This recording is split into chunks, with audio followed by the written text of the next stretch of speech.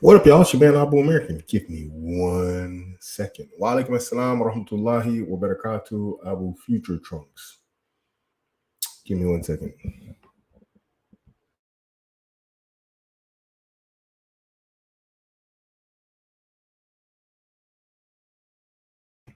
Okay. What's good, y'all? Welcome back. Inshallah. Got my background looking all goofy. Let's just. Can we fix that? I guess that's as good as it gets. I didn't even check my background. Whatever.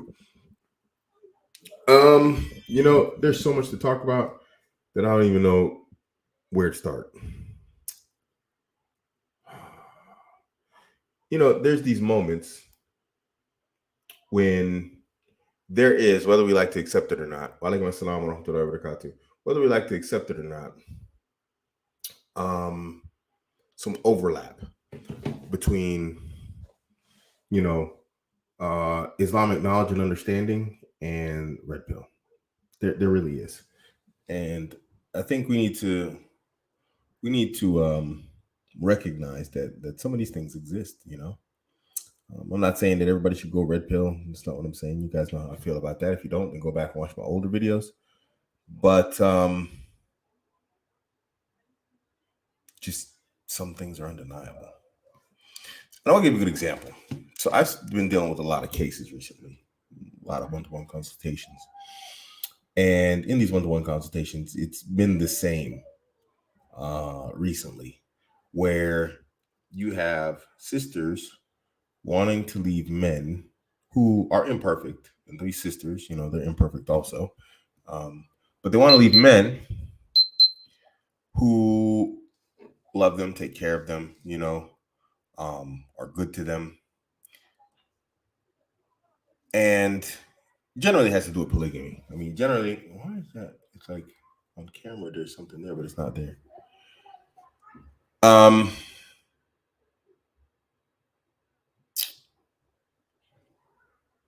Generally it has to do with polygamy. Guy takes another wife and the wife disappears. But sometimes it's just, sometimes it's just something goofy. And it defies logical sense.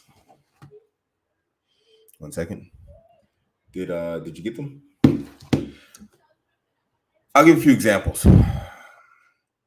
Well, there's no real examples, but there are examples, but I don't want to give them. Let me try and explain what I mean by goofy situations that don't make any sense. And then we're going to add this together with some red pill knowledge, like from Islamic knowledge. Islamic knowledge and then red pill knowledge, because one precedes the others. Wa alaikum salam wa rahmatullahi wa barakatuh. So,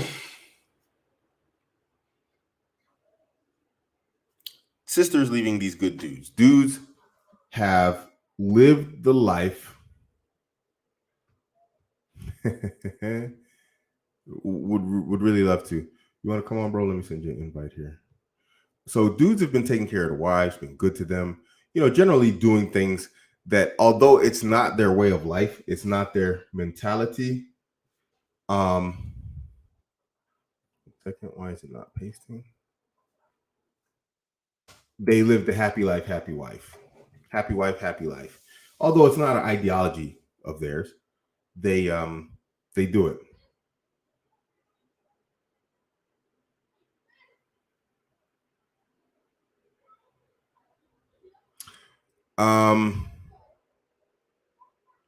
And with that happy wife, happy life, basically what has happened is he's lived a life to just make sure she is well taken care of. In doing that, the woman generally is exactly that. She's happy in general, and he's happy. His woman's happy, and that's important to most men. Most men are just, they're happy that their woman is happy. Sorry, guys, I'm kind of like I'm between two things here, so I'm trying to think and do this at the same time. If it wasn't important, I wouldn't be doing it live. So, after some time, the brother, he decides to do something the way he wants to do it, not the way she wants to do it. And when he does that, the sister gets upset, she gets mad, and she decides that she can no longer be in a relationship. What does this tell you? I mean, it tells you that for a decade, most of the time it's usually close to a decade. Sometimes it's less, but most of the time it's close to a decade. This brother's been in a relationship with someone who hasn't. He's been in a relationship with someone who hasn't been in a relationship with him. You know, it's like as long as you're doing the things that she wants you to do, the way she wants you to do it, then this relationship can exist and everybody's good and everybody's happy. And the moment one day, one time that you do what you want to do, she wants to leave. So you give her over a decade of life the way she wants it. Cool. One day of what you want, and she's gone. And you can't, you got to understand. Um, you got to understand that this, and you got to understand, pretty widespread and pretty common. You got to understand that this. I'm getting echo. I'm hearing myself over your microphone, Marlon. Common. You got to understand that this. I'm getting echo. I'm hearing myself over your microphone, Marlon. Common. You got to understand that this. You got to hear myself. Okay, so I'll put you on mute until we're ready to talk because I'm just getting the feedback of myself through your microphone. So, give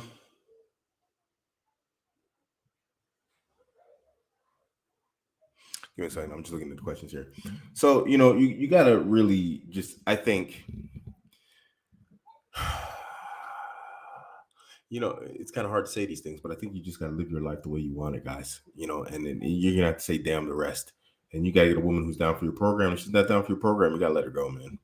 Because I'm seeing a lot of brothers right now. I've seen 5 cases this week, 5 cases in a week of brothers just dealing with sisters that are just giving them hell because for one time after decades of life with them,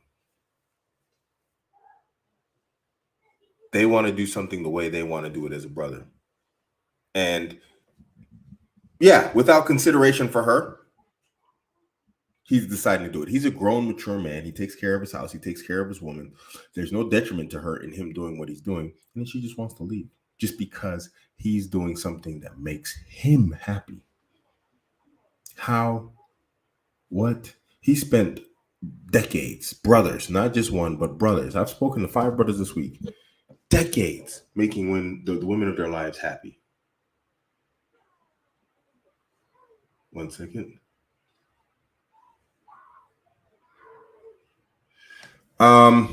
Making these women happy.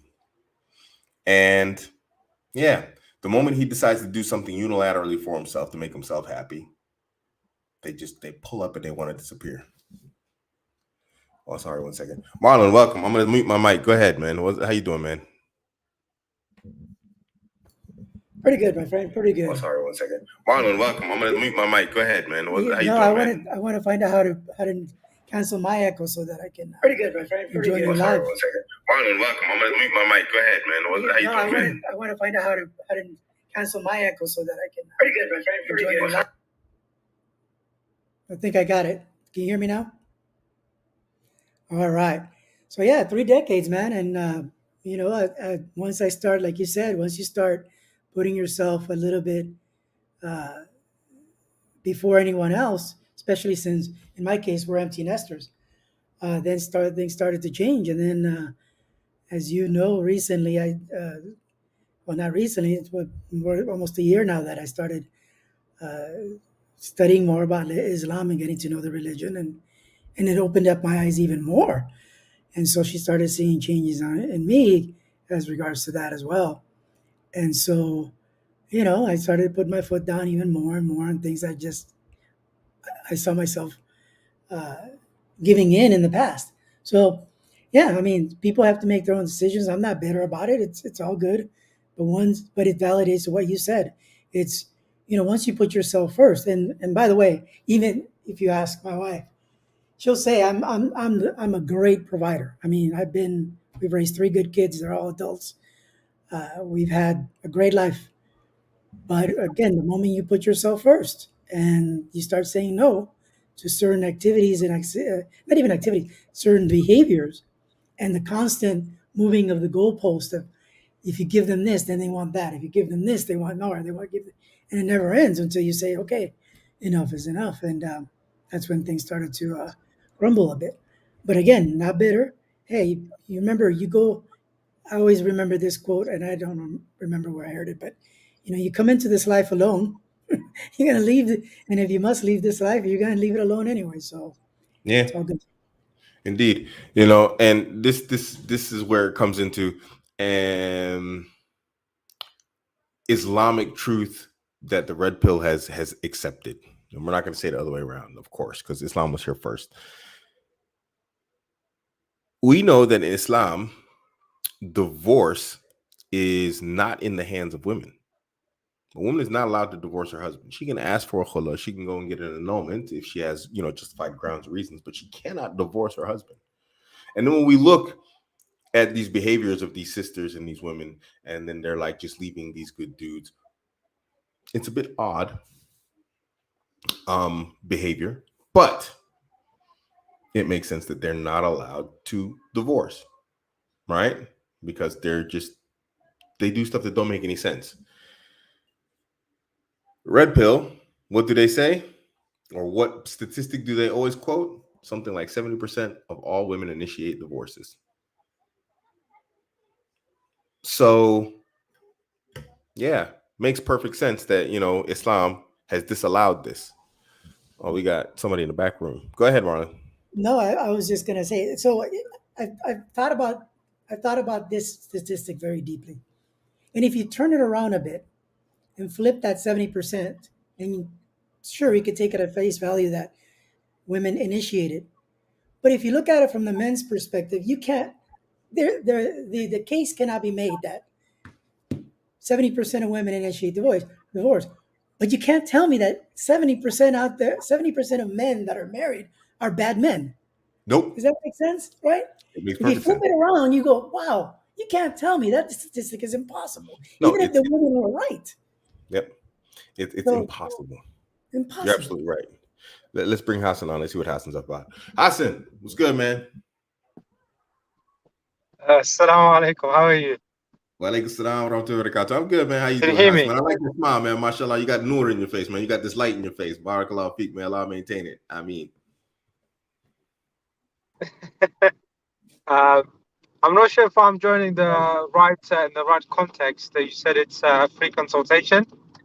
Yeah.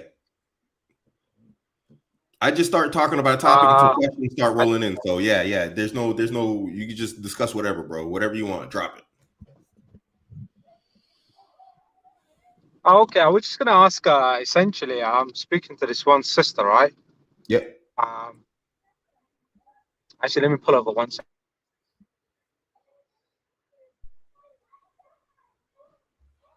I'm just gonna pull over.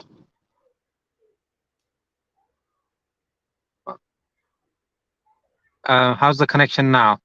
You sound really good, bro.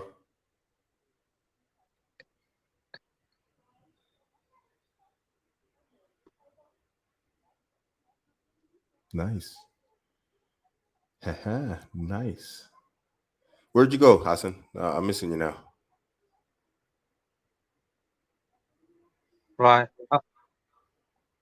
Okay. I think now it's better. There Right. we go. Now it's better. So essentially, I was just gonna ask you. So I'm speaking to this one sister, right? Yes. And things are going well.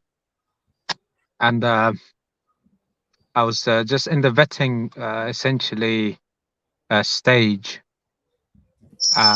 So the sister isn't exactly what I would look for in terms of religious practice. Okay. Like, alhamdulillah, she does her hijab and everything, but she's not like a Salafi, right? Understood. And the thing is that although she's not Salafi, and that's something I would want, because you're on the same manhaj and the same understanding and whatnot. Okay.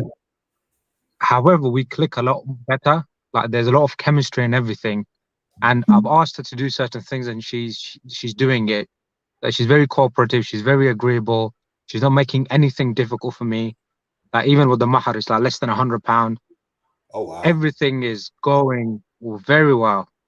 Yes. Now, like for instance, her hijab, she would have the scarf on, but like those modest, dress where they would wear something, like let's say jeans, but they would wear a really long shirt that would go to the knees and whatnot. I understand. Like Shawwal Khamis. So modest covering. Yeah, yeah, a bit like that. So, and I'm looking for someone that's a niqabi. Okay. I did mention this to her, and she said that she used to wear niqab, but she hasn't worn it. Something happened, and she kind of fell, iman wise. So she said, you know what I'll do is I'll start wearing an abaya. Next thing you know, she's already gone down shop and she's bought a few abayas, and she said she's gonna start wearing it. Yeah. MashaAllah. So I'm not seeing a So problem here. I the it's what it is the problem. It's not a problem. It's my concern is I've Yeah. got another sister who is on the line. She's a niqabi. She's a Salafi. We Okay. haven't talked a lot, so I'm not sure if we have the same chemistry. Mm-hmm. But I, my contention is that although being a Salafi brings us benefits to that individual, but does it overall bring happiness or to the, let's say, marriage or something? Mm. Like if a sister has a degree, that doesn't necessarily bring overall uplifts the relationship or something. Yeah. So I'm a bit thingy with this one. Is going well. Chemistry is there. Okay, she's not as knowledgeable, but she's open to, reading and whatnot, everything. Yeah. So I'm a bit thingy. I don't know. What do you think? What's your advice in terms of? Okay. So now here's the thing, and our brother Abu Khadija Hafizullah, may Allah protect and preserve him. He recently did a talk on this, and he was talking about marrying the Salafi versus the non-Salafi, and the benefit to marrying the Salafi are your children, because you have a clear understanding of what manhaj she's going to raise your children on. The sister that's coming in the door, Hmm, you're not really sure. You could teach her, you could educate her, but hmm, how much of that is she doing for you versus how much is it actually like an understanding that she's on a particular and a specific aqidah and a specific manhaj. You see what I mean? Because also our brother Abu Khadija from a long time ago, over a decade ago, is a talk called Salafi by association.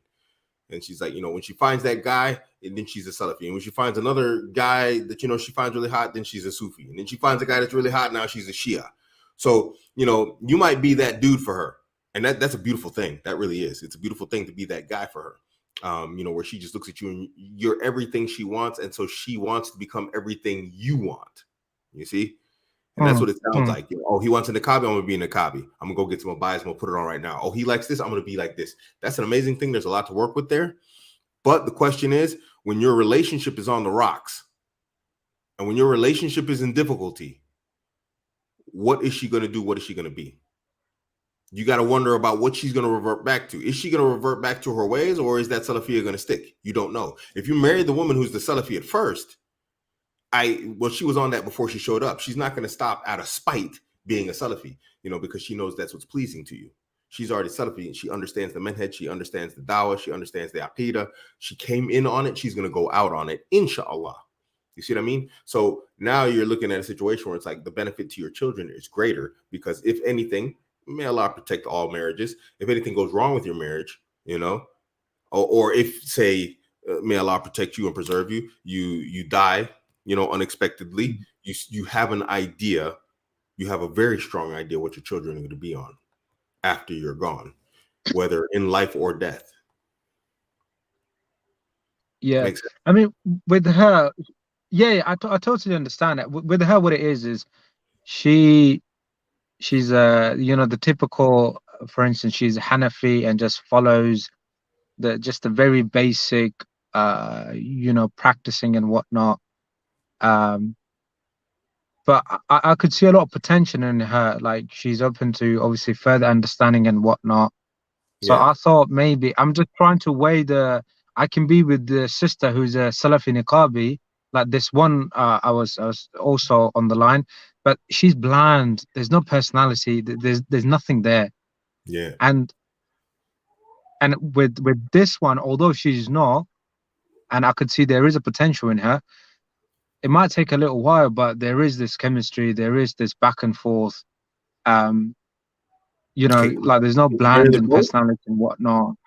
Can you marry them Huh? both? I said, can you marry them both? Actually, speaking about that, so the Salafi, she's very against polygyny, right? She outrightly said no polygyny.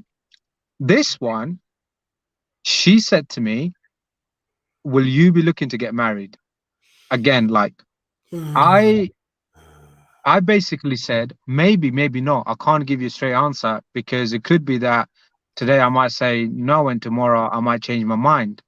Oh, man. Salafi by Or selection. financially, if I'm Yeah. or These sisters are financially, I Salafi by might be selection. better. Sorry. So these sisters are Salafi by selection. They're going to decide what they want to follow, what they don't want to follow. Yeah. So with this one, I think from her response, I can see a bit of leniency. Like tomorrow, if I was to remarry again to another Yeah. woman, she might be a little upset, but not to the point where she would start throwing tantrums and everything. Understand. Yeah, that's understandable. I mean, obviously, a woman's going to get jealous. Man, Allahu Akbar. Let me ask somebody more knowledgeable. And I don't know how we can catch up with each other again. There's a brother that's more knowledgeable than me on this fair. He's a student of knowledge. He's Talib and I talk to him regularly. Let me ask him on this one, bro, because this one is like kind of like, because for me right there, it's like when she said she's Salafi, but then she's like, "Yo, no polygyny." I'm like, "Yo, what kind of what?" You know what I mean? I mean, me automatically, I'm like, "Look, I can't throw you off the dawah. I can't throw you off the manhaj." But it's like, come on, buddy. So let me chime in here a bit. Go for it. I like to try to simplify it. I'm a simpleton at mind. Uh-huh. It's her actions, man. I mean, at the end of the day, it's not what she says, it's what she does. And I hate to repeat that mantra, but it is so true. Just at the end of the day, it's look at her actions. Women will whisper sweet nothings and honey in your ear just so that it's a buttering process, just like you prep a turkey or whatever. I'm not a cook, but you know what I mean. They soften you up to deliver the blow. By that time, you're on the ground, wondering where the count went from 1 to 9. So, bad analogy. I'm horrible at them, but at the end of the day, that's what. Just watch what they do. Like Abuamerican said, she can call herself whatever she wants. I mean, Salafi, Catholic, Christian, Buddhist, whatever. But watch what she does and what she does for you, and that's the ultimate factor. Yeah, I mean, this one. I mean, yeah. Let me ask somebody more knowledgeable, bro. Can you hit me up on like maybe Instagram later on? So I got your contact because I'll ask the brother straight after the show, inshallah. Just ask him for like what do Yeah, you inshallah. do? I mean, apart from like the Salafi thing, like obviously this sister I'm speaking to, let's say the non-niqabi, let's call her that. Her akida is correct. She's just uh, you can say she's staunchly on Hanafi, but for me, is this a woman who's actively seeks knowledge?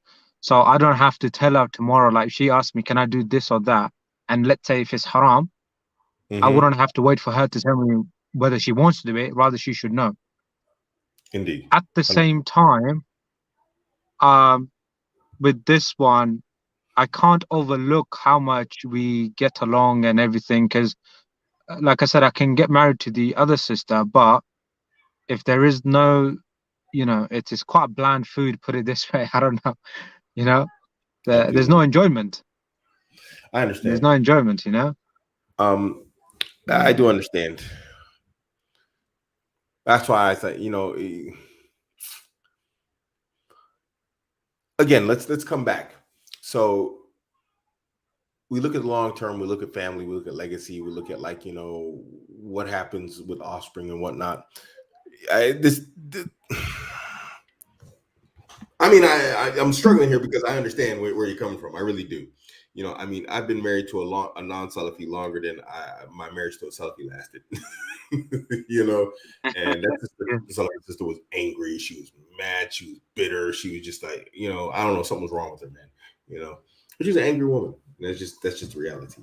So, um, I do understand, but at the same time, it's like, you know, it comes back to what you said. You know what the religion of your children is going to be, no matter what. You know, if anything goes wrong in the relationship, you end up divorced, you pass away, may Allah protect you or whatever else, you know for sure your children are going to be on Salafia. Because if the woman remarries, you know, which she probably will, and your kids end up in a household with somebody else, she's going to be that bulwark. She's going to be that, you know, that shield and that barrier, that immovable force, inshallah, to, you know, any sort of bid'ah, shirk, whatever else, ending up being inculcated into your children's hearts and minds, to where they end up, you know, on dalala later on in life. Wallahu ta'ala alam. You know, so in this See, regard, it's it's, like listening to your, like, what does Allah say in the Quran? He says, sometimes you love a thing which is bad for you, and you hate a thing which is good for you. I'm not saying you hate the sister, but that which is probably better for you is less beloved to you right now. You see what I mean? That's not to say that this other yeah, sister but can't just be to good give for it, you also. That's not what I'm saying. I mean, because I don't know enough about her. Maybe she's like has a strong proclivity towards Salafia. You need to establish that. You need to like find out. You need to like, you know, teach her and all that type of stuff. But right now, if you have a yeah. ready-made Salafi that's down, and then you have a sister that's ready to learn Salafia, or you don't know how it's going to look in 5 years, you know what I mean? I mean, just to give a thing with like the non-Salafi sister, like it's not like she's doing any bid'ah. She's very well aware of bid'ahs and shirk and all these things. Um, it's perhaps just maybe she hasn't looked into it. Like she says, you know, like most sisters, oh, I pray my 5 times a day, salah. I do my hijab. You know, I respect my husband. I'm obedient. When I'm going out, you know, I observe the hijab, but I don't talk to strange men. All these things it's a tick tick. Yeah. So just and the other thing also with regards to children is that she was married, so she's a divorcee, Okay. and she does have children. So when I spoke to her and when I looked at the children, mashallah, the children, you know, like the little girl, she's you know, she's already in madrasa. She goes regularly to madrasa. She observes hijab and everything. Yeah. So in terms of a religion for the children, I can see already. Like she's staunch on it. She says to them, you know, you have to do this and that. Yeah. Um, so I don't know. I don't know. Does the Salafi sister have kids? No, Yeah, she that was doesn't have my any next. kids. No, no. I mean, it sounds like the Salafi sister's kind of scoring a little bit more though, bro. I mean, because let me tell you something. When you, I mean, I don't have a problem against single mothers. I don't. That's why I don't say anything against them. But it Mm. is a little bit more difficult. Life does become more difficult. It's life on hard mode. You know, when you take on that when you take on that whatchamacallit, when you take on that those children, and you are going to Mm. end up taking on the children unless they live with the father.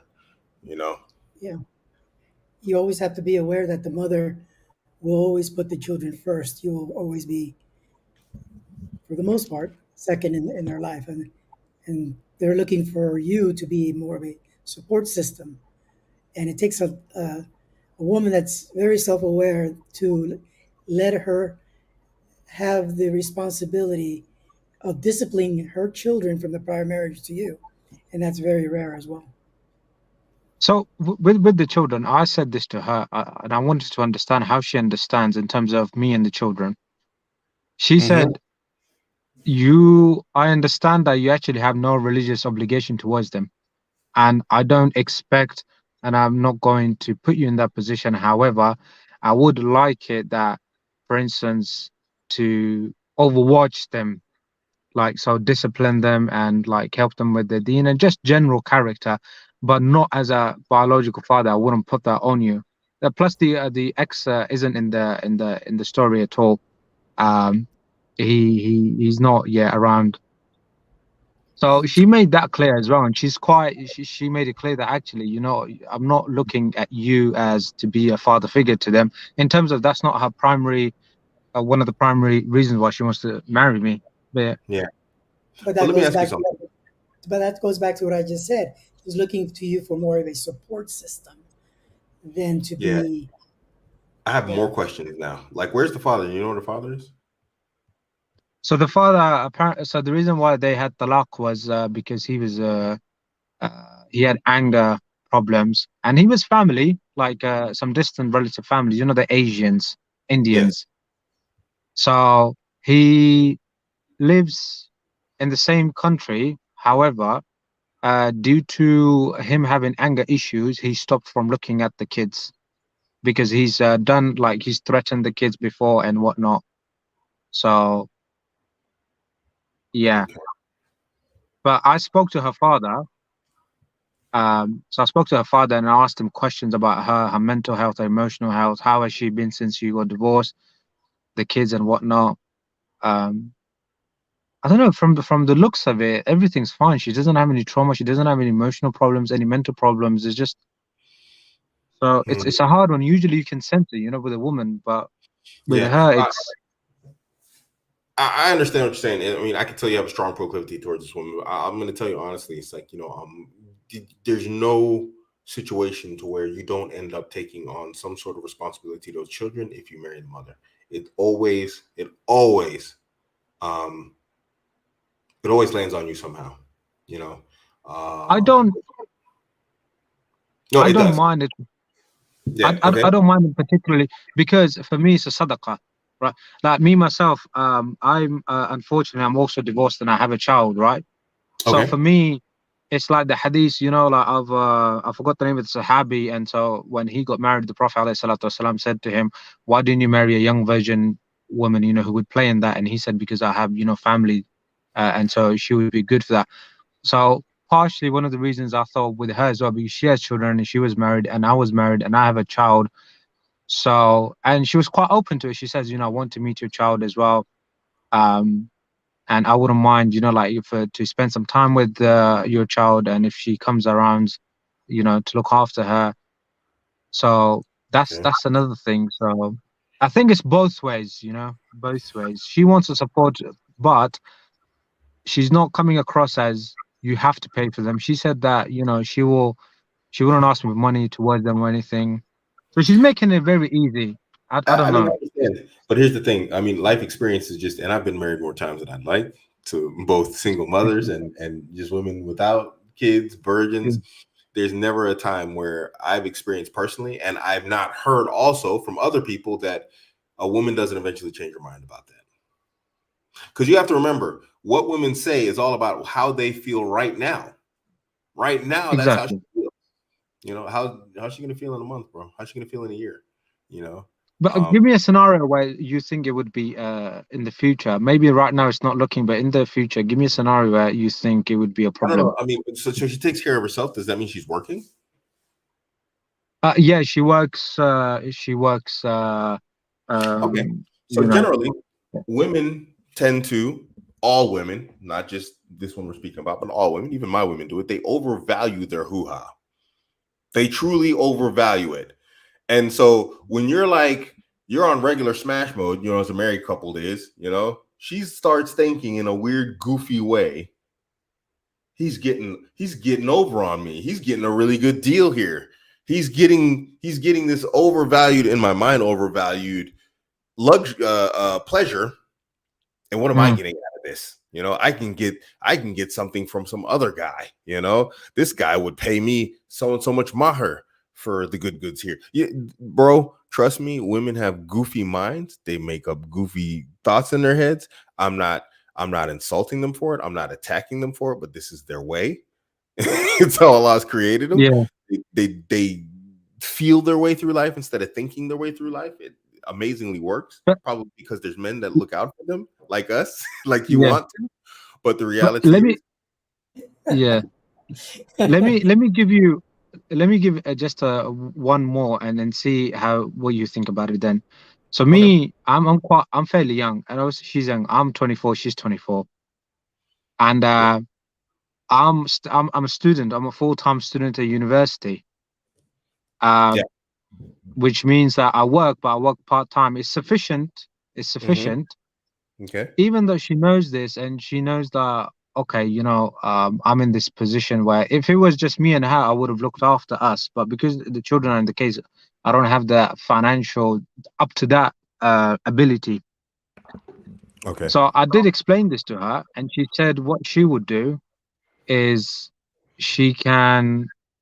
I told her I don't want you working full time then, just enough where we don't have to be in this position. Although I don't want to, but it's I feel very uncomfortable. But Okay. you know, But let's stop right but there real she quick. said, yeah, You're already setting up the paradigm. You're already setting up yourself for her demanding more later. Well, things are getting skinny. You told me to stop. You see what I mean? You're already opening up that door for it's like where she's going to eventually get the idea. I just need to rely on this guy. I can just rely on this guy. When I say need, it's not like no women are solipsistic, and their solipsism leads to entitlement. It's going to eventually lead to entitlement. They're not going to see it as entitlement, you know. Correct. And you shouldn't get angry about it because they're solipsistic creatures. They have to be solipsistic creatures because, like I always say, if there's one thing on the male scale spectrum, there has to be another half that's the female spectrum. Men love to provide and take care of the women, right? We love to provide and protect for them. It's just in us. It's part of our state. So it makes sense that Allah's created them to want to receive that. So that solipsism leads to entitlement. If you tell her stop working half a day, well, what do you think the next logical step is for her in an emotional condition and state? That you're going to take care of her. Hmm. Mike, is it this thing doing yeah, the crazy mic thing again? Is my mic okay? Is my sounds fine? Yeah, your sound, yeah, your yeah. I sound. can hear you. Okay, cool. This guy said Mike, and I was like, "What the? Oh man!" Because last week I had problems. So Well, yeah. you're opening that doorway. So Well, yeah, in addition to that, it sets up the scenario where complacency starts setting in as well, right? So you've laid down the foundation to where you said you don't have to work full time. Okay, well, that like Abuamerican just said, what else is there? Because it is impossible to believe that she'll stay in that state of mind and state period forever. She's gonna eventually want more. yeah, Impossible for them. They cannot. They cannot live. And this is, of course, speaking generalities. They cannot sit with, in, like men, right? We can sit here and do absolutely nothing, and we're fine. I mean, that's worst case scenario, of course. But ideally, they're not that way. They continuously have to move, and their movement is and their mindset is never one to be go backwards. It's always more. What else is there? yeah. In general, I you have mean, is it always want more. Islamically speaking? Yeah, Yeah, just like Islamically speaking, right? Because obviously the Sahaba they would get married again and on, and there used to be a lot of divorces. They would get married and they would have children and whatnot. yeah. As Muslim, obviously, I don't want my wife working. Let's say, Fair. even if it's like let's say a halal situation, where there's no any non-mahram, regardless, Uh-huh. Um, so eventually, obviously, I did say to her, just because me being student currently is a bit of a difficult, but once I'm done and inshallah I'm working full time, I don't want you working. And I particularly don't mind spending, not because I'm being a simp, because she has children and that, but the way I see it, um, like I don't know how to explain it. Like it doesn't bother me in a sense that okay, I'm going to take some change out of my pocket to give it to the children because I just see it as a sadaqah. I know what you're saying. I know exactly what you're saying. What I'm saying though is that first off, that's a commendable attribute. Barakallahu feek. May Allah increase you and reward you and grant you good for it. Mm. That's how we should be as Muslims in general, just giving and charitable. I'm just saying it also does it makes it difficult to attain and achieve excellence. It really does. What you're basically doing is you're going a into a race, aka life, Mm-hmm. this competition of life, and you're tying one hand behind your back and you're hobbling yourself on one knee voluntarily. And that's, you can still race, but it becomes significantly harder.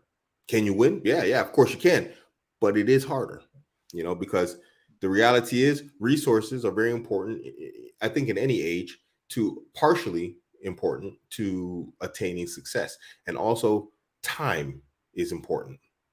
And something I always say, more women equals more or less time and less money. But what I never say is that family, the more children there are involved in general, it's the same thing.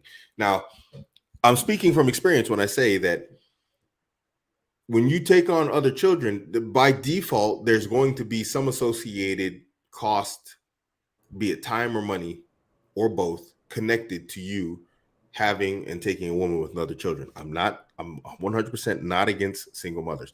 I've married a single mother. Ling Ling, she's always on my show. She's a single mother. And that's why I speak from experience, because I know. Alhamdulillah. Let me explain. I'm gonna drop some personal information here. I'm always transparent about my life. I don't mind. People can judge me all they want, but I'm gonna be transparent. Alhamdulillah, I make very good money.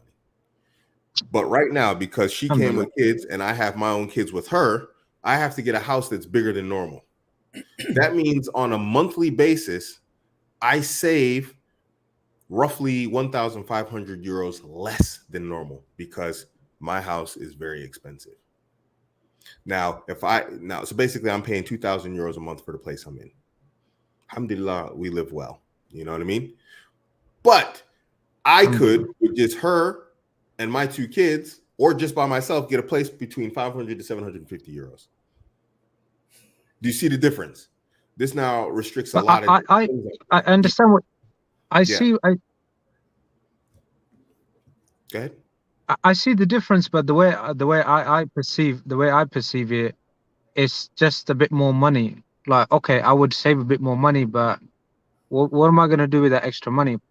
Like, okay, I might live a bit more comfortably, travel and whatnot, maybe get a nice car.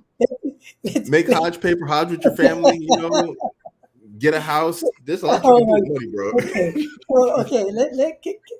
Let me drop some truth bombs here. My brother, forgive me, but this may sound harsh, but I have to say it. And you're both young, 24 years old. You have an entire life ahead of you. Yes, your intentions are well, and Allah may bless you for it. But as I think Abuamerican has heard me say it many times, you must be like a boxer. Protect yourself at all times. And I want to kind of go back to what Craig said, Abuamerican said earlier about women overvalue their, in his words, hoo-ha, so much that in the case that, may Allah not allow this, but in the case that you fail or she even perceives that you're not enough, you're done dealing. And so you always have to protect yourself. I know your heart is in the good place, especially as a young 24-year-old man. And believe me, we're all there. I don't mind sharing. I'm going to be 53 years old in December. And if I can go back at 24 years old and have extra cash, I would be a millionaire right now. And I would not, yeah. So let me just stop there before I, and I think Craig would agree. Would agree with me that focus on yourself first, and all these other things will follow. And that's my best advice to you. And it's a harsh one. You, as a young man, you have and I tell this to my children. I have a 24-year-old in my family. Yeah. Number one rule is you first, because once you are at the top, women they'll come to you. You don't even have to. My God, they'll just perceive the aura about you, and they'll just be attracted to you like that. Yeah. While you're saving your, et cetera, et cetera. Just really contemplate, bro. I mean, I understand. I can tell you, your heart's really into the sister. Um, but really think about it. And again, I have nothing against single mothers. I've married them, but it's when I say I'm speaking from experience, it's not easy. It's not something you want to shake a stick at, bro. We do this in our minds. My concept is just make more money, and I tend to make more money. Alhamdulillah, I make pretty good money online. But nothing brings back that every month when I transfer that money to the landlord for the rent. I'm just like, bro, wallahi, I'm like that. Wallahi, I'm not lying. May Allah straighten me. I'm literally like, what you gonna do? You gonna come I by? second the What you motion. gonna do? I'm mad, bro. Alhamdulillah that we're blessed to do so and be able to do so. Yeah. Alhamdulillah. Khair. Alhamdulillah. Inshallah. Jazakallah khairan for both of your advice. And inshallah, Abuamerican, I'll Instagram you. I think I've spoken to you before a little bit. Inshallah, I'll text you and yeah, inshallah. I'm gonna go now. Jazakallah khairan, inshallah. Have a good night from my side. Hassan, thank you. Keep me you for updated sharing on the down low, on the private, on what you decide and what you're gonna do, inshallah. Thank you for sharing us. Okay, inshallah. All right. Khalid, assalamu alaikum. Assalamu alaikum, Khalid. Wa alaikum assalam. Can you hear me, brother? Yeah, I can hear you. Alhamdulillah. How are you? You guys okay? Yeah, always, bro. How you doing? Always. That's it. Alhamdulillah, I'm good. Just a quick question, guys. So, what would you say are some examples of being in sort of solid frame that you'd say that a lot of men would? So, what are some like common situations that men sort of fall out of frame in which that they should actually remain in frame? And does that kind of make sense? Like, what are some common examples where guys sort of just slip out of frame that you would say, like, watch out for these situations? This is what you should sort of do. Okay, I got you. I don't listen to his content anymore. I don't have time. But Rich Cooper used to always talk about like betatization through 1,000 concessions. Yeah. And so what happens is women are smart. They don't challenge you directly. Generally they don't.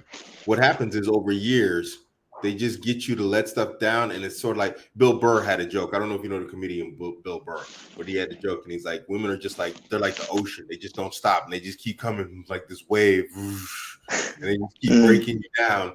He says the next thing you know, he's like, you're out there in the ocean, and you see your homies on the shore, and you're like, hey, I still like football, guys. He's like, these women, they just drive you away from everything that you are and who you are, and they turn you into something else through just little cuts at a time. And it's very, very, very easy to fall into. Because like I was saying at the beginning of the show, I was literally saying this at the beginning of the show. It's like we spend decades at a time making sure these women stay happy. Right. Yeah. And then the one day you do something that makes you happy and she doesn't approve of that, guess what? The relationship is over. So you gave her 10 years of her way, and one day of your way, she's gone. That's it. So, it happens like that. It's like, and like I was just saying to the other brother, Hassan, it's this solipsistic entitlement that women have, that things are going to go a particular way, the ways that I want it, how it's supposed to be. And really, she has to be an exceptional and a unique woman to not actually fall into this and then start trying to turn you into something you're not. You have to imagine it's very difficult for them because everything in their mind is, well, that's how it's supposed to be, So it's like Tiger, for some reason, attacks her. You jump out with your knife, and you're like, you killed a tiger with a folding knife. Amazing feat, right? But in the process, you end up injured somehow horribly.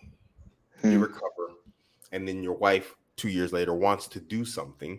And you're like, baby, I got this horrible injury, it's healed, but it's limited my life. It's made it so that I can't do certain things. And this thing that you're asking me to do, I can't do. And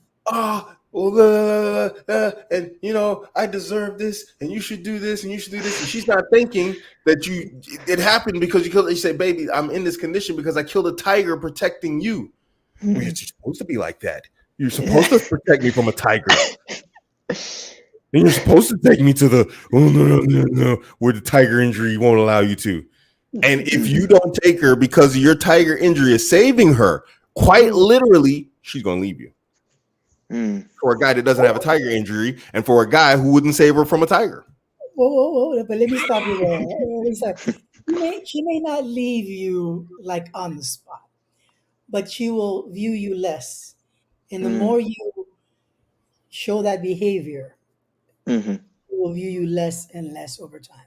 Look, frame is important, but frame is at its most and strongest when the relationship is at its earliest and as it is the youngest. Okay. But over time, right? 10, 20, 30, 40 years, those death by concessions become a learned behavior from both sides. In other words, you taught her that you can give her concessions, unfettered, and vice versa. She has trained you to do so as well. Yeah. And you, by being busy and working and providing, you may not even know, but you're just doing it. That's the point of the story. The point of the story is you're dealing with someone who thinks like this. Like I said, this is the type of solipsism you're dealing with. So you give them concessions, little ones over time, but what it is in the mind of a woman, that little concession isn't a moment. It's like in the hadith of the Messenger of Allah sallallahu alaihi wasallam said, like, the small sins are like twigs, and you pile them up until it becomes a big pile, which is a raging fire. That's the concessions with women. It's like a little concession.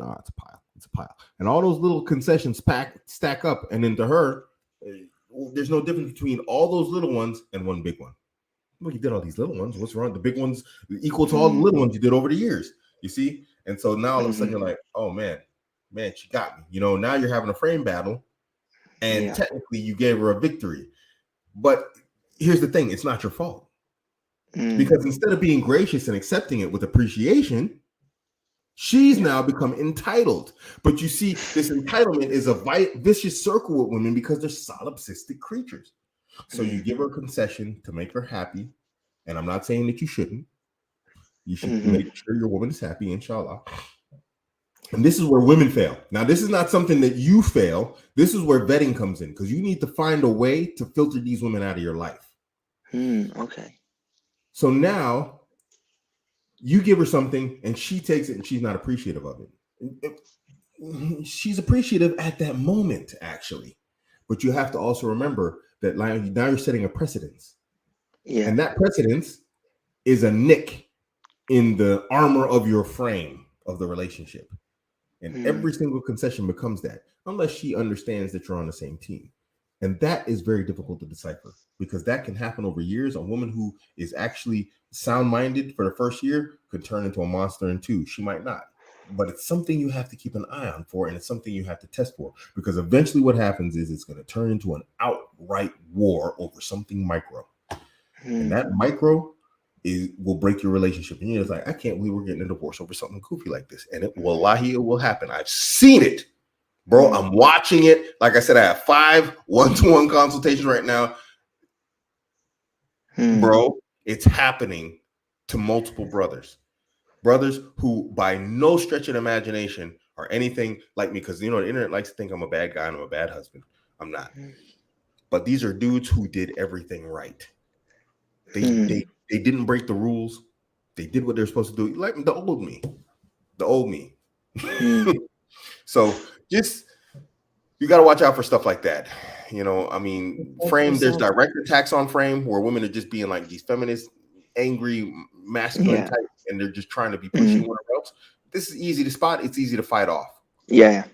But it's this other stuff, these micro concessions that you do to make her happy. And like I said, you should try and make your woman happy. But now you have to pay attention to her response on how she responds to you making her happy. Okay. I think that was I was sort of going to ask that. So how would you sort of go about dealing with like any sort of requests or anything that she asks? Because you of course want to make her happy and do kind of what she wants, but also you need to be careful with giving her sort of like too much, and as you're saying, just allowing too many concessions. We have to look at what's necessary and what's not. I have a story on what's necessary, and I have another story for other stuff. But let's go over the necessary story. It got me in trouble with Muslim Twitter. So my wife requested that I go and buy her some hair conditioner. She dyed her hair a color that isn't her natural color, and her hair became brittle from dyeing it, and I didn't know this was a thing. So she's like, "Oh, I'll go to the store, get me this." I'm like, "Yo, I go to work 8 hours. I'm tired. Whatever. I come home. Yeah, I'll get it. Yeah, we'll get it." I didn't get it, not because I was being a wanker. I'm just tired. I work. I want to come home. I want to bust out my salon, chill a little bit. What else? You know what I'm saying? And then it just turns out that stores close in Germany at like 8 o'clock. I'm doing overtime, so it's like I just didn't get the stuff for her. Ends up her hair knots up into this huge knot.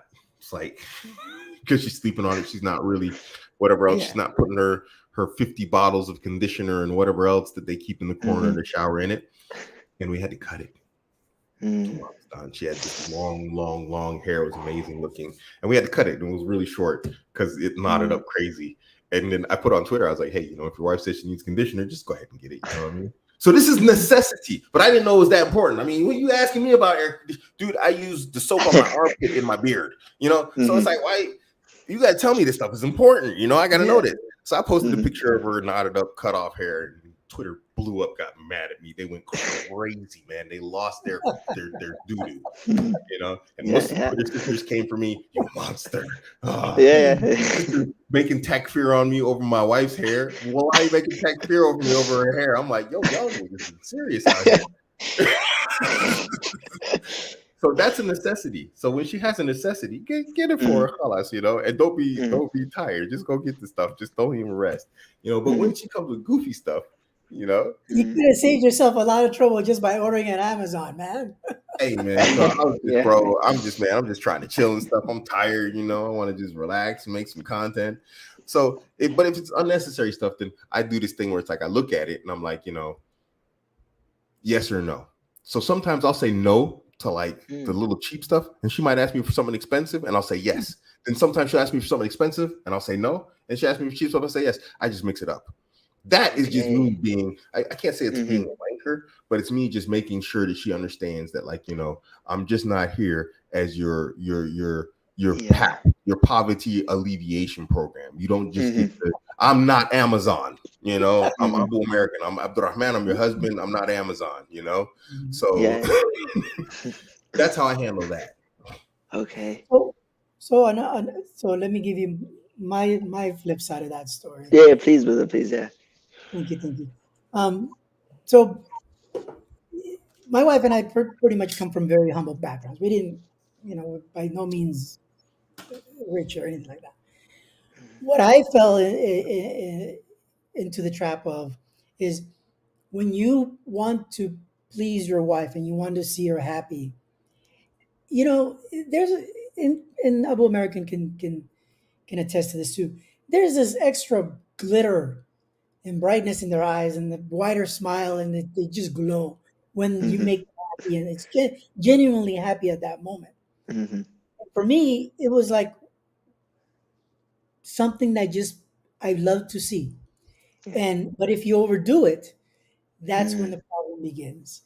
And they start taking it for granted, and they no longer appreciate it so as much as they did once before when you didn't have anything.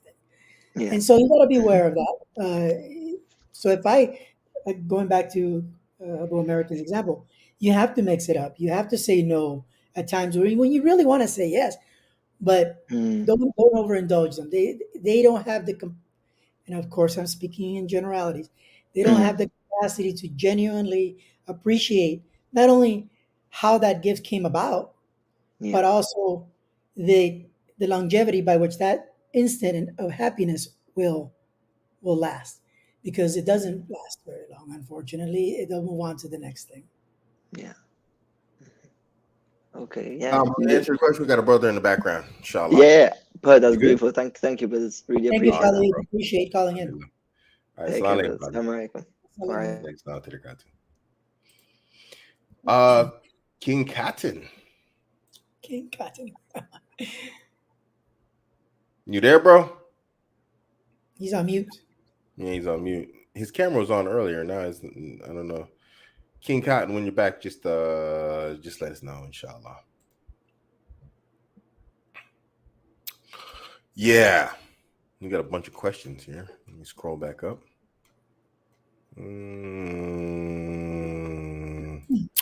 What is Abuamerican's investing philosophy from employee to investor starting from scratch? Oh, King Cotton's back. I mean, I don't really have a strong investment philosophy. My philosophy is just, make more money. You know what I mean? But in my men's community, we have been talking about this. Another brother asked something that I asked, somebody else I didn't ask in my community. Actually, I asked somebody in my community. And I was like, what do you do for investment? I asked his brother, he has an online business. He's a lawyer, whatnot. He's doing very well for himself. He just he lives globally because he has an online business that makes him about $500,000 a year. And I was like, what do you do for investment? And he was just talking about like the different investment options, but how everything's kind of tanked with the global market. So, I didn't really get a clear answer. It's something that was brought up again in one of the groups in the men's community, and there hasn't been any clear answer right now. Crypto is also something that's kind of like, kind of nasty right now. It's just bleeding. It's been bleeding for a long time. So, this bear market, I don't know how long it's going to last, but, there will be another bull run. And when it does come, then, that's something. But right now, I find it very irresponsible, to maybe suggest that. Okay, so King Catin, what's good, bro? Assalamu alaikum. Can you hear me? Can you hear you, man? How you doing, man? Man, I'm good. How you doing, bro? Oh, well, alhamdulillah. I was just wondering if you had any advice for young guys, pretty much, because, like, when I started following you back in 2020 or whatever it was, yeah, I was doing bad financially. I was very skinny. I'm still skinny, but like I was unhealthy skinny back then. Oh, okay. And alhamdulillah, now I'm doing a bit better financially, almost double what I was making. And I don't feel like it's getting any better with the wife search, honestly. Like, I can't go around being like, hey, I'm making a bunch of money now. Do you want to marry me? You know what I mean? Like, how do you go about meeting the person still on that sort of thing? How old are you, man? I just turned 24. 24. Yeah, now it's time to start the search, because I think by the time you actually land, you're probably about 28. So it's gonna take you got to calculate years now looking for women, Don't bro. tell me that. Well, man, it's horrible. The market is ugly like that. It's brutal out there. The marriage market looks like the crypto market right now, bro. It's a mess. It's messy out there. Straight up though, bro. I hate to say it, you got to calculate years if you're actually gonna go find an actual wife. You got to calculate years, unless you're willing to travel and go to another country where these sisters are basically ready-made. When I say ready-made, you see like that. They're like, generally they understand they need to take care of the house. They understand their position and their role. But then you still got to go through your whole vetting process that you would with women here in the West. So I calculate years, bro. I calculate years. There's really, and you got to cast a wide net. I was saying this on the last live show. It's like trawl fishing. It's like, these guys that throw out them 5-mile nets. Yeah. That's what you got to do. You got to throw out that net and catch like tons, and then throw back everything that you don't want. You know what I mean? And you got to find a system to do it fast, because you're gonna run into, you're literally gonna run into a whole stack of garbage.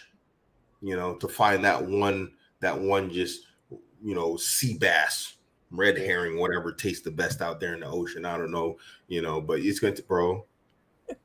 You're bad as analogies as I am. I'm not trying to discourage you. Yeah. I'm telling you, it's possible. You could do it. It's just, it's like anything else. If you want something good, it's work, bro.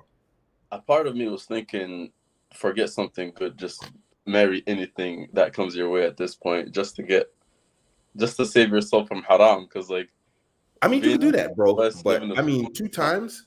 Let me give you some horror stories. 2 times I married some just straight out hoes, bro. Later on, it was like, yo, what the, hey, look, you got to go. You don't want to be in that position. But it's like, it's like, dang, 19 brothers done seen you naked. Haram. The other 22, you know what I mean? Online. And then the 15 that you married, you after a while, you're looking at it, just like, I knew I shouldn't let you in the door. You don't want to be that dude, man. You know what I mean? But I want to go back to, so women aside,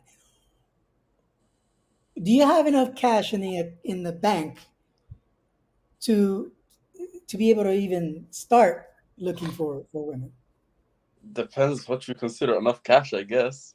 I don't mind talking about my finances and No, no, whatnot. no. I don't want specific dollars, but Yeah. let's just say, do you have your own home? Do you have your own ride?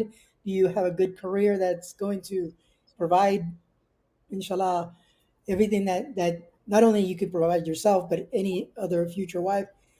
What is your individual status like Yes, right now? yes, and yes to all Fully three. independent, fully independent, Sorry, the last part there. fully independent, right? Yeah. Fully independent, no, not living with parents, not anything. No. You are by yourself, Yeah. stashing cash. All Pretty right. much. That's all I'm doing right now. Working and soccer, jiu-jitsu. That's about it. Oh, nice, And bro. that See was it my like a next question. yeah. Yeah, See it like what you call it. See it like a hobby. You know, correct. like a hobby that you actually like. You know how jujitsu is something of a hobby. I mean, unless you're a Yeah. professional fighter. No. Yeah. Yeah, so jujitsu is kind of a hobby for you. I mean, it's one that's a necessity, but it's a hobby. You got to see it like that. You got to put effort and energy into this, bro. There's an entire system to this. Like, let me give you an example. I was on a matrimonial app, right? So I actually used there's a few websites, I forgot the name of it now, where you can actually judge which picture women will come on that app, men come on that website, and they judge which of your pictures are the best and most attractive. Do that first off. You know, if you're going to use apps or whatever else, most people are going to use apps. So if you're going to use apps, use this. Don't take the photos yourself. I mean, I could use the photos myself. I mean, maybe a good looking dude, I don't know. But if you're a really good looking dude, you can take the photos yourself. If not, get some semi professional photos done, you know, with a proper camera, 3 different photos maximum. It's literally like a science, bro, using this internet stuff. It's sales now. It's marketing. You got to be the real deal, but you got to market yourself also. Just like in a job. I mean, a job actually can get away with not knowing the skills, but generally you have to market your skills and let them think, oh, okay, this is the guy that we want. And then you have to deliver also. So matrimonials are no different. Then after you do that, and there's a lot of work. You got to imagine you. And my wife, Miss Abuamerican, enters the room. Don't start with sisters from the West. Then after that, you get those pictures down, and Miss Abuamerican can tell you. I stopped doing it after a while, but I used to actually keep statistics on which women and age groups and ethnicities would match with me the most.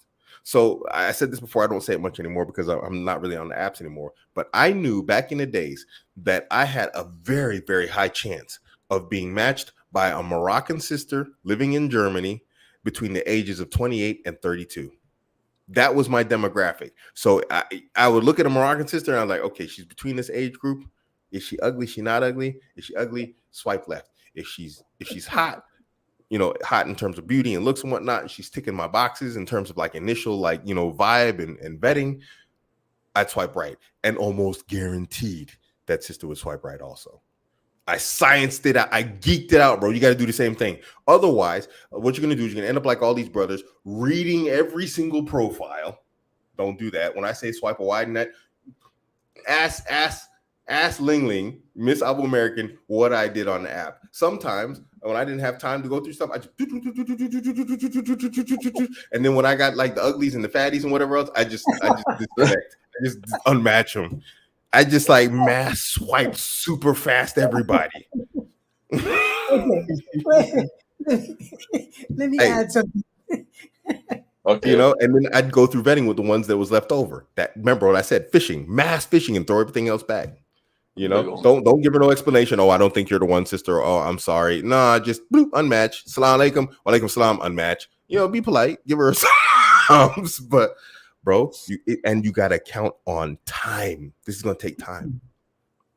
Because you're gonna find sisters that you like, you find attractive, and then you're gonna find out she's a wanker. She's a, as the Germans would say, she's a Schwanzkopf.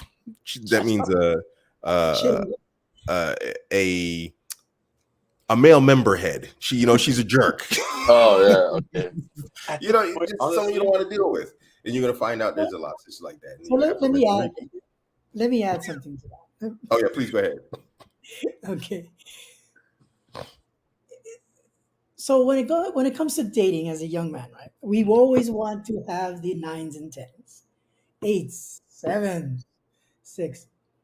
But given that, and like it was previously said, cast a wide net. But there's some gems that are out there that are maybe a 5, 6, maybe a 4.5, 4, whatever, whatever.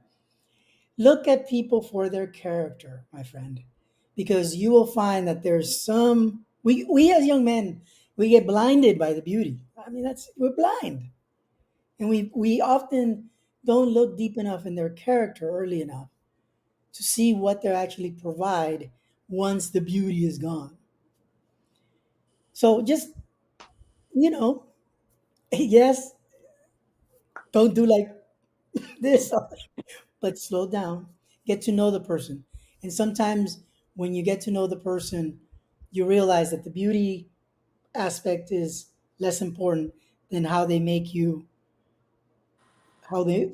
make you feel, not only in the present, but also the future. There's a funny joke out there that says, there's a reason why healthier, thicker women out there are more flexible. Well, you can make extrapolations out of that all day long, but at the end of the day, there's that correlation. So just look at people's character. Okay, I have one more. Get your opinion on. Well, before I just want to talk a point on this. I agree and I disagree with Marlon here. I mean, character is very important, and I think brothers should be aiming mostly for cute sisters as opposed to like highly attractive ones. But at the same time, this brother did say it right. The Messenger of Allah Sallallahu Alaihi Wasallam did say, "Go and look at the woman," So you need to go look at to make sure there's some attraction there. And the only reason why I partially disagree here is I live in London. Attraction has to be. Have you been to London? Me? Yeah. No, I have not. Okay. If you go to London, bro, lowering your gaze becomes an absolute military discipline necessity, bro. That city is so filled with beautiful women. Now, bro, imagine you married just anything, like you said earlier, and you go outside and you're just like, dang, ah! You're gonna be mad at yourself because everything, you know what I mean? You're gonna be mad. You're like, man, I could have what? You know what I mean? And because of pre-selection and how women are, and because you have a woman, those women are gonna want you. You're pre-selected, and now you like, now you really mad because you're like, just trying to talk to me, and I got you over here. You wake up in the morning, you mad. You know what I mean? You roll over and you're like, yeah, baby, who are you? Who let you? Oh, yeah, that's right. I married you. That's right. That's who let you in the door. You know what I mean? I've done it, bro. I've been there. Trust me. You get 4 chances. Yeah, you get 4 wives. You get 4 chances. Yeah. I married an ugly woman, bro. I've married some butterface. And, because I say it all the time. I said, Abuamerican does it so you don't have to. And just like the last brother, I'm telling you from experience, it's tough. It's tough. Let me clarify. I'm not saying. Let me clarify because I think America went to the extreme there. There's got to be some attraction, of course. I mean, of course. But most young men, and I was guilty of it too. You want the 8s and the 9s, and you are so busy looking at the forest and you miss the trees, as the analogy goes. So that's all I'm saying. I don't want you to settle. Okay. But like I said earlier, you do get 4 tries as a Muslim. Don't marry butterface though. Okay, one more thing. Something like working. Like I'm not interested. Well, I don't mind a career woman at first, but like I feel like once we have a family and whatnot, it's not something I'm interested in. I'd rather a stay-at-home wife. And that's been something like a lot of girls that I've got on with. That's something they weren't with. Like give up. Like no, I want the choice of whether I stop working after I have kids and whatnot. And I'm always like, no, I don't want anybody that wants to be doing a full-time career after we have kids. And I feel like that's something I might have to compromise on in a way, and that and a few other things, obviously, for the short term. Because right now, my main goal is just get married and protect myself from haram. I'm not thinking about the dog in the house and maybe the cat in the house and the white picket fence and whatnot. You know what I mean? Okay. Here's the thing.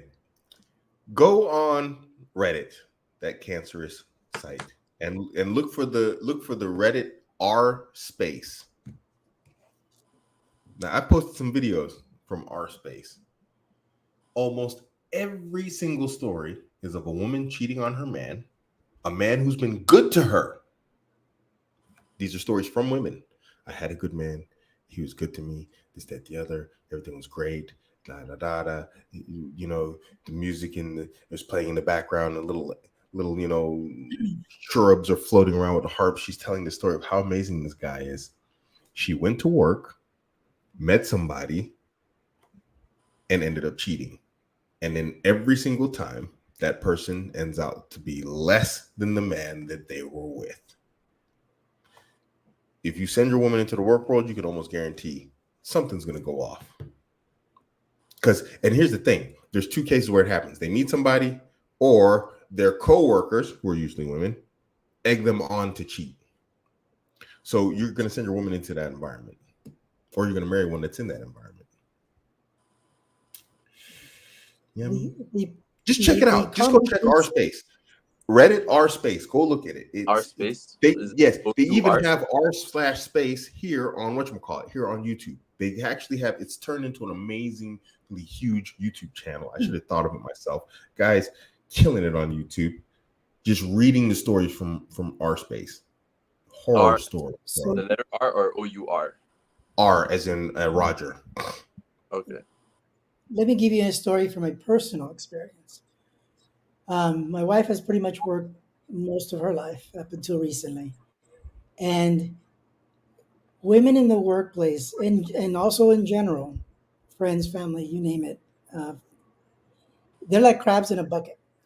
They cannot handle the fact that if one of their peers is above or has it better than them, they will always pull them back down or try to pull them back down into that crab bucket.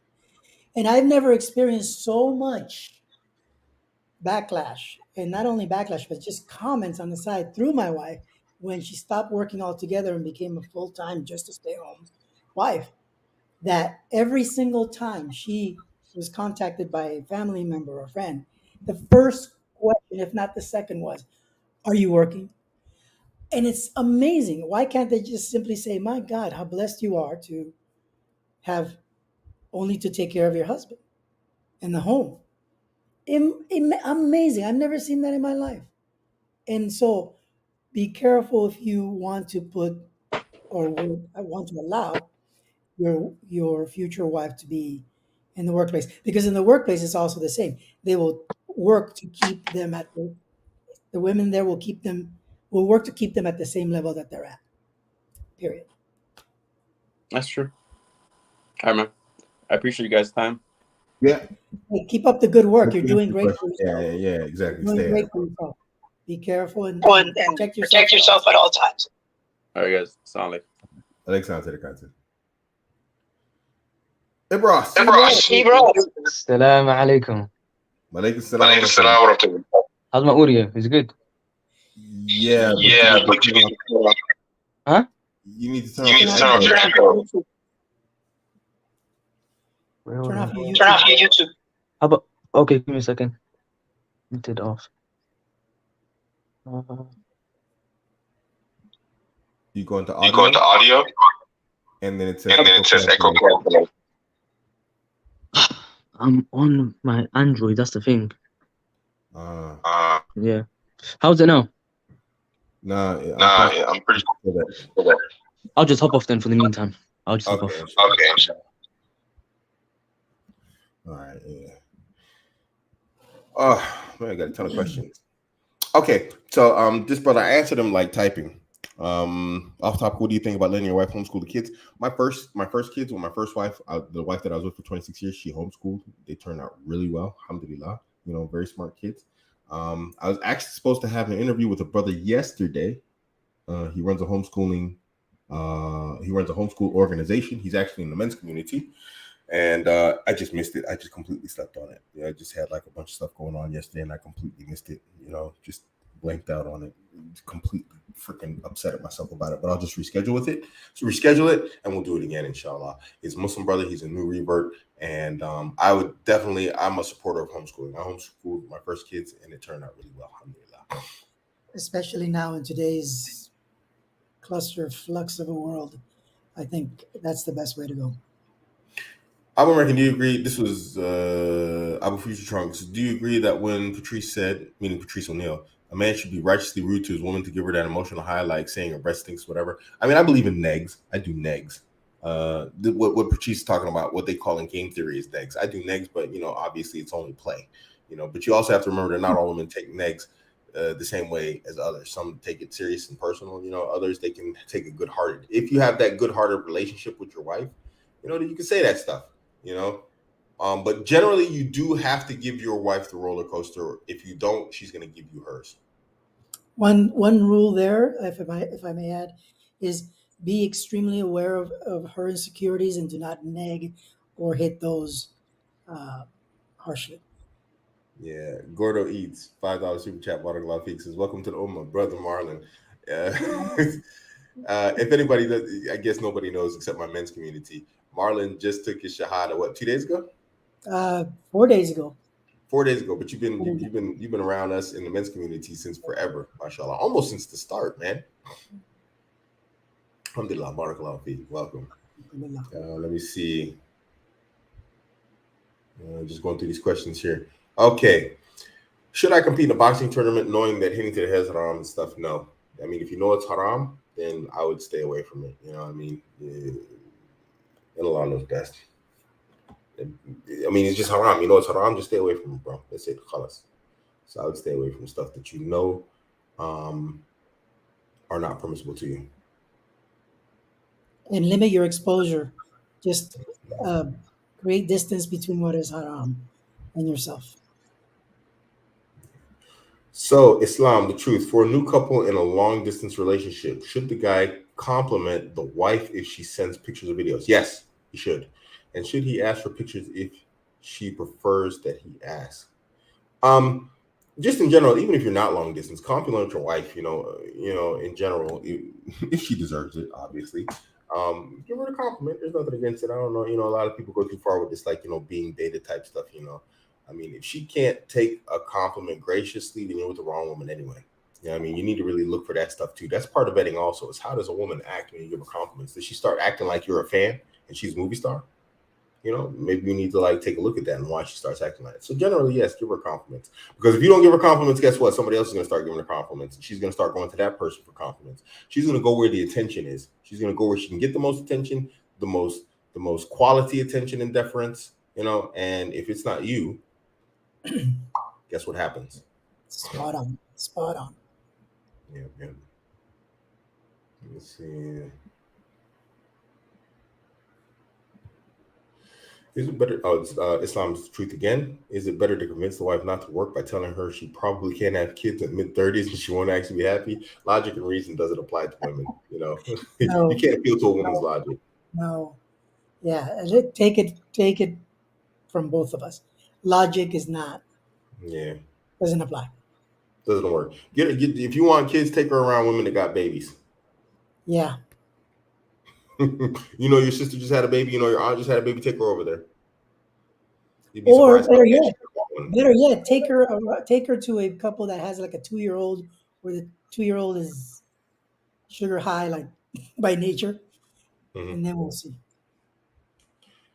Mustafa, assalamu alaikum. Wa alaikum salam. What would you do if you're 5'8"? I'm having trouble because of my height. No, you're having troubles because of your confidence.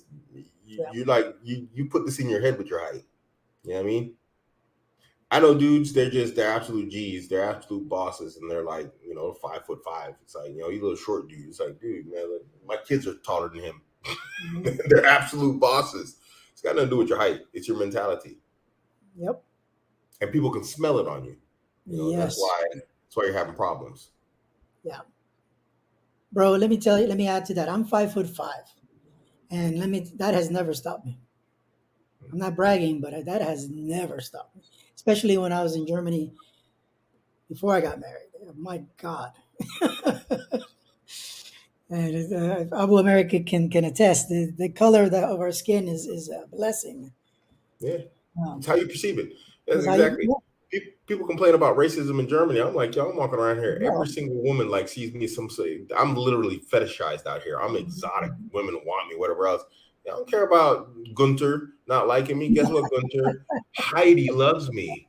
And I'm going to be like, yo, Gunter, you better check Heidi, bro, before I come up over there. You know what I mean? Yes, So I sir. don't get mad about racist, man, because I know what's up. I know his girl wants me. That's why he's racist. That's why he's mad at me, because he knows his girl wants.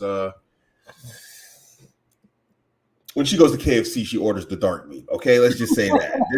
I'm just, you know what I'm saying? So I'm just like, yo, everything is perspective. You get, there's always a twist to everything. Allah never gives you a negative without a positive. Never.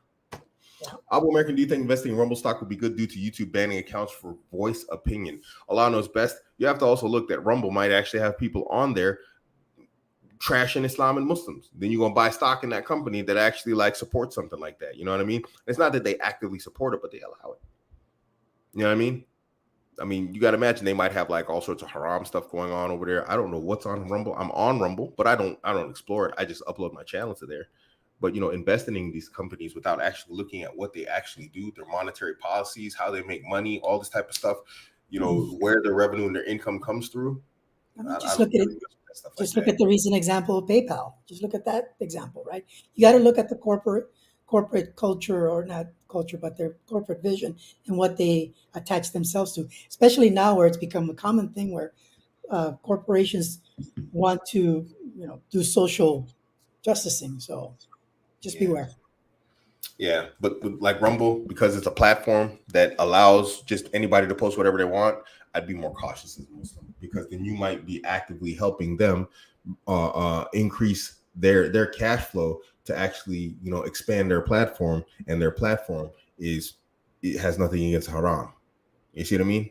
And then now you've aided, and you're like an aiding and abetting to that. You know what I'm saying? So I would be careful. I would say do more research on it. You know. There are alternatives. There are plenty of alternatives. Yeah. Let's go down the questions here.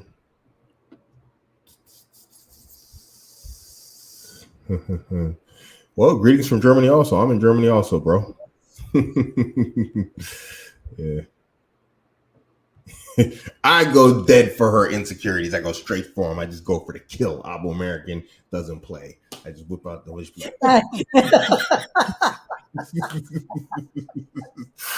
I'll mess around. But she know I love her. You know I love you. I'm still gonna get you though.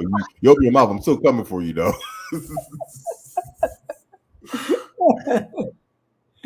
Remember, it's not what you say. It's not what you say. It's how you say it. Exactly. So I could lie.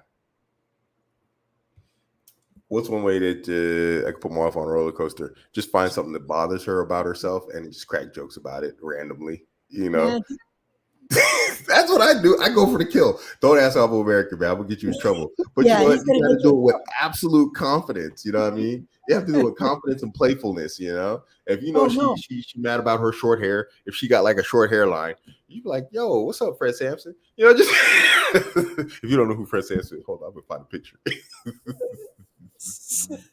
So I'll add to this. This is actually a pretty easy one, where you just push the boundaries of what she's not comfortable, or generally not comfortable doing. Just do that, right? Where is it? Like I can't find it. Remember, to add, the answer is literally in and of itself.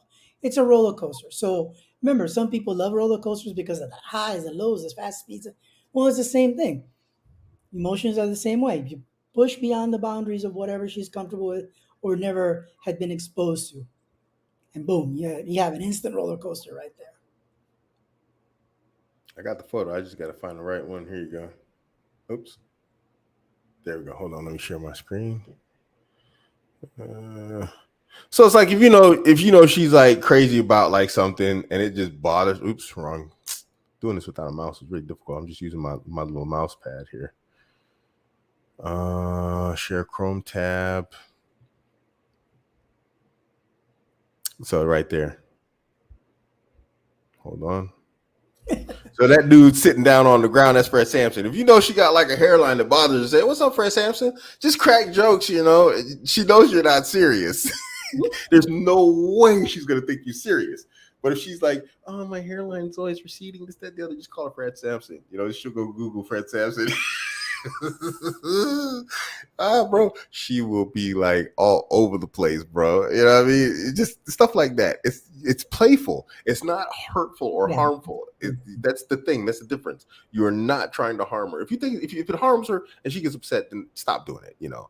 But it should be playful, and she should actually take it playful. You know, if she can't laugh at herself, and women love to laugh. Women love, fun and games and playing. And if she doesn't love games, fun, and playing, even in regards to jokes about herself, there's something wrong with your relationship.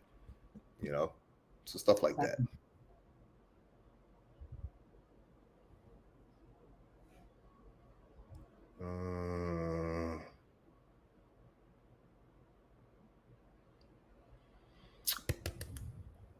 Let me see. Just going down the list here. Abuamerican, any plans on meeting up somewhere? Germany, EU, UK. UK is not the easiest place. We were planning on Switzerland. That was the first idea was Switzerland. But Switzerland's off my list now. I actually got a video coming out. I just sent to Ling Ling. That's because Ling Ling's my channel manager, and it's about Switzerland. And you'll know why I'm striking Switzerland off my list. So, I'm open to doing meetups in Europe. UK, no, it's not the easiest, but most of the brothers are there. That's the reality. A lot of brothers are there.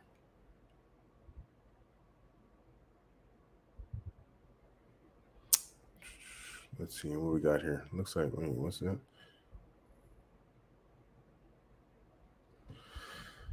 I've just started working out. I got a decent source of income now. What things to do before I get married? Bro, keep going. Keep doing what you're doing. Yeah, that's it. This is not like, yeah, go ahead. No, I would just keep doing what you're doing. Stash your cash. Number one, keep working on yourself. Find additional sources of income and revenue. And then go back to, if you're going to start looking for a wife, cast out your net broadly and select accordingly. And this is where I'm going to do a shameless plug on Abuamerican's Get the Vetting Guide. It will save you a lot of heartache. Because it goes back to now you're climbing that pyramid, right? You're that man that's going slowly but surely reaching the top of that pyramid, and therefore you're going to now become more of a target, and not in a negative sense, but in a way of how women view you now, and they'll be coming after you. So just be careful. Protect yourself at all times. Ooh. I did a change order and it got approved. I'm very happy. Isn't that something? Bro, that's a lot of money. I wasn't expecting to approve that. MashaAllah. Please don't dance. Somebody else's money. Please don't dance. Oh. Alhamdulillah, I get to spend somebody else's money. No, I needed it. So it's just, I'm just surprised they approved it though. So see, I'm that type of guy. I'm on vacation and I still work. I still check my phone. I still check my work. I mean, I can't help myself, man. But that's why I got promoted and my bonus this year. I don't know about it. Abuamerican, realistically, how much should a couple have intimacy a week? Let's just say Ling Ling is right. Don't ask Abuamerican how much. Haha, he almost got fed up about it. He said he can't do it. His book due to high demand. Yes, exactly. How old are you? Me? I'm 50. No, not you. The person that asked the question. Bro, let me say this. I don't know how. I'm trying to think about this, like how to answer this. Because sometimes I'm gonna go too far. I'm trying not to go too far. I'm not sure if there's an impermissibility here. Okay, there's no impermissibility here, but this is gonna be like some internet Muslims gonna be mad. I have intimacy like every single day, without fail, and it's annoying. Oh, that's why you gotta. It's annoying. Let's ask how old he is first. I mean, well, yeah, when you're a young guy, I mean, I guess you just and how long in have rabbit you been mode. married? Yeah, see, he's 20, so he's got rabbit mode 20. going on. See, so, but I'm telling you, bro, there's just gonna come a day you're just gonna be like, yo, what the? Am I a rabbit here? What's going on? You're gonna get tired. You're just gonna be like, here goes this again. Oh man. So don't get me wrong, I enjoy it. That's why I do it every day. But it's just like, okay. Let's yes, we get it. That's You know, it's just. Okay. Look, I'm trying to keep it. I'm trying to keep it. I'm trying to stay real on the border within certain boundaries also. But bro, let me Yeah. just tell you, it's Well, not that it's overrated. It's just well. Let me just say this. It's not about quantity. It's about quality. That's number one. Because if you do it right, I there's a personal joke between my wife and I. I said I can X my way for a while. X myself out in both ways because if you do it good, she's not gonna come back anytime soon. She'll need a break. I mean, it's not that I'm tired of it. I enjoy it. Don't misunderstand me. I love it. I love it. But it's also, and you know, I say it to my people. It's like, you know, we can do other stuff too, you know. there's more to do than this. There's stuff we can do, you know, other than this. I'm not gonna say no. It's just like, if you do it right, okay, let's go. You know, I'm not gonna say no, but I'm just saying, like, here's the thing. And I was talking about this when you're married to multiple wives. in the background. It's like before you go to the other wife, that wife was like, oh, I'm gonna get this guy tired, you know, I'm gonna make him remember me before he goes. Then you show up and she's like, their other wife is like, I'm gonna cancel out that stuff, you know, that he experienced. Why is there a helicopter flying around outside? I'm gonna cancel out that stuff, you know, all his memories, the food, whatever else, and I'm gonna rock his world when he comes back, right? And then so back to back, now you're just like whack, whack, whack, you know, back to back. Then when it's time to go to the other wife, she's thinking, before he goes, let me give him that reminder. And then when you show up, the other one's like, let me cancel out everything that he just and then you're just like, yo, what the heck is going on here? I'm not hydrated enough for all of this. I don't drink enough water. bro, why you think? Wait. Stay hydrated, bro. I'm being contagious. No audience that watching right now is feeling sorry for you, my man. I'm just saying. May you experience it, and then you'll be over here like, I remember when Abuamerican warned me about this day. So yeah. Oh my god. Yeah, and you know, yeah. There you go. And don't forget your supplements, right? See. I brought them with me. I need to take them too. So, and realistically, there's no reason why you shouldn't be having intimacy with your wife like as a minimum 3 times a week. I think that's a bit. I think 3 times a week is a minimum. I think that's really like just that's the middle bar right there. It's like if you're having having intimacy less than 3 times a week, then that means she's menstruating. You know, I think that's normal for me in terms of like, you know, what's an acceptable low range. High range would be like 6 days a week would be like, yo, y'all need to maybe like bring it to about 5, you know. If you're in your 20s, yeah, absolutely. I would agree. Yeah, in your 20s, you can do it every day. I mean, even if you keep yourself fit in your 50s, you can do it every day. It's just when you get older, it's not that the desire goes away. What goes away is the priority. When you're young, you can't think of anything else. When you get older, you're just like, you know what? This is like, yo, this ain't gonna make me no money. You know, this is like, yo, I want to more important. Yeah, I want to go do something, you know, and so, you know, your head clears. The post nut clarity becomes life. Okay, you actually just get a permanent post nut clarity, you know. So, astaghfirullah. I'm trying to be as clear as possible, guys. Apologies. I think they get the message. I'm trying to tone it down for my viewers because everybody got real sensitive skin around here on the internet. There'll be 9 million comments under this video like, "Oh, Abuamerican, you're a pervert" or something. Oh, just blame it on me on this one. I'll take it. So yeah. I think that's I think 3 times a week is a good low, and like, you know, I would say 5 days a week you're really like, you know, you just mashallah. You know, if you do more, then mashallah. Yeah. sort my pills. Actually, I'm gonna sort my pills, get them all ready because I'm gonna take like a whole bunch of supplements here. Yeah. But So, let any me more question, guys? let me add something to that conversation too. So, like I said, quantity is important, but you have to look at other factors. Is she raising or nurturing young kids and babies, and the whole day is all that? Then you got to look at the surrounding factors if exist. If it's just you and her, then go to town, my friend. Yeah. Yeah, Proby, it's like that. It'd be like that, man. Proby.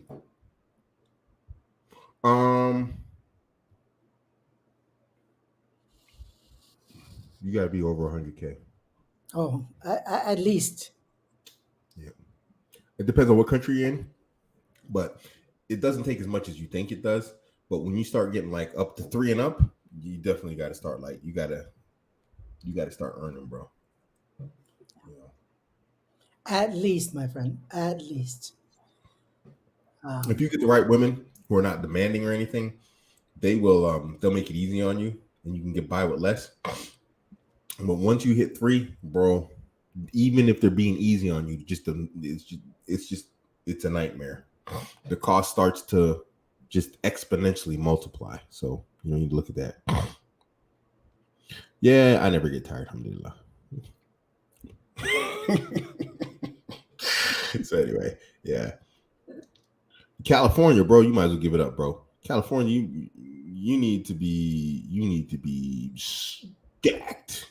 Get the hell out of California if you want Get to out of there. Get out of there. Get out of there as fast as possible. That is it. That is the epicenter of not finding a good woman. a good wife or like a financially like good stable situation. California is like one of the most expensive states in the United States, isn't it? And the again, generalities, by far the shallowest people in at least the United The States. most degenerate. I've lived there. Trust me. I'd agree. I think Don Q's right. You probably have to be a millionaire for that in Cali. Real talk. Yeah, I mean the And average even home, then, the average 3-bedroom, two bathroom home, just under, I think it was 1,500 square feet, is valued at $850,000 and up, depending on your neighborhood. man, that's a lot of money. Get That's a out of lot of money. California. Get out of California. 850,000 out here, bro. I got lakefront acres in Germany. I probably got money left over for a boat, actually. So yeah. So any more questions, guys? If not, Wait a minute. When was the last time you saw a soul brother on a boat? I gotta be that guy. I gotta be the black guy on the boat. I gotta be, just because There there you you go. don't see it. There you go. Inshallah. If there's no more questions, I'm gonna bounce. It's like an hour 50 minutes, almost 2 hours. So Yeah. Minute. Yeah. yeah. I'll give it a few more seconds here. So, brothers, what do we got coming up? We got the London meet and greet or eat and greet. Make sure you book your tickets. Limited. Ask these women, man. They be keeping me busy, bro. No, I'm working on actually Vetting Guide 2 has been put on pause. I'm working on Vetting During Marriage, which is not Vetting Guide Part 2. And that's actually coming along really nicely. And Vetting Guide 2 will come out after that. So this Vetting in Marriage is coming on very nicely. There is a lot. It's going to be probably more comprehensive than the Vetting Guide itself. And then Vetting Guide 2 will come out after that. And I'll tell you why I did this. So many brothers have come to me as of late with problems in marriages that probably were avoidable, that I decided that this needed to be written because I was like, yo, what's going on here? Like I said, I talked to 5 people this week. They're just dealing with problems. It's like, yo, completely unnecessary. It's like, what's going on here? You can ask both my wives. I'm just on my phone constantly helping brothers with these situations. And it's insane. It doesn't make sense. It doesn't make sense other than there were signs that were missed. So once you get married, you have to start looking out. Now, one thing I can say about this Vetting Guide, Vetting During Marriage, is it puts you in a bad position because now you're left with 2 decisions, which is how do I continue this if I can, or do I divorce this woman? there's really no in between. Either you got to fight her and hopefully she breaks, or you got to divorce her. And so it's a tough right, because it's like you give the person the signs, but you can't give them solutions, because the solution is basically, it's like, yo, you either end up in a constant battle with your wife or you divorce her. I'm not telling anybody to divorce their wives. That's not why I'm not doing that. I don't tell anybody to divorce their wives. Unless you tell me your wife's cheating on you. Shut up, you Chinese spying phone, stupid Hawaii. Well, but also hit on the point that it is haram to what is Muslim wife to divorce her husband as well. So if you're Muslim, those are tough decisions that yeah. So it's a tough right, but it's necessary, so you can spot the signs. So like we were saying with that other brother, you can start to take action when signs start popping up, because sometimes things can be corrected. A lot of behaviors can be corrected, and I hate to use that language, but it's just a simple fact, that corrective behavior does work with women. But a lot of times we as men, we overlook this stuff and we give women passes because we love them. And then eventually what happens is, if you don't check these things because you don't recognize them or whatever else, it turns your woman turns into a monster that you don't recognize one day. And then you're just sitting there like, yo, who are you? What happened here? And a lot of brothers end up in that situation where their woman has, because he's let so much pass, oddly, she's checked out of the relationship. And it's like the relationship's over. And he doesn't realize it. She's just been sort of hanging out like a jaded cop waiting for retirement, So yeah. Okay, last question, and then inshallah, I'll leave this one to Marlon, because I've answered this one before. Marlon, what would you do if you can go back to your 30s? Well, honestly, I don't have any regrets with my 30s. I think the decade was the one where I made my exponential gains in career, money, kids, wife. I mean, you name it. So I was very young, at the age of 23 and a half or 24 or so, with my then 19, 20-year-old wife.